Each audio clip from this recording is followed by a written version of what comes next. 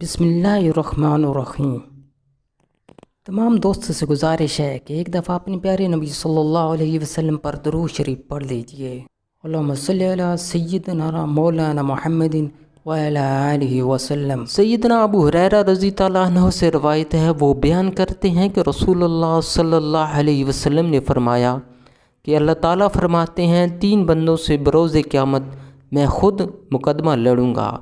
ایک وہ آدمی جس نے میرا نام لے کر عہد و پیمان باندھا پھر اسے توڑ دیا، اور وہ آدمی جو کسی آزاد کو فروخت کرتا ہے اور اس کی قیمت کھاتا ہے۔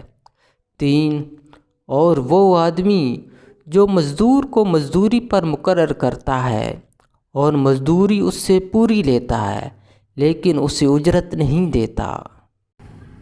قرآن و حدیث کی خوبصورت ویڈیوز کے لیے ہمارے چینل کو سبسکرائب کریں اور ہماری حوصلہ افزائی کریں۔ جزاک اللہ خیرہ۔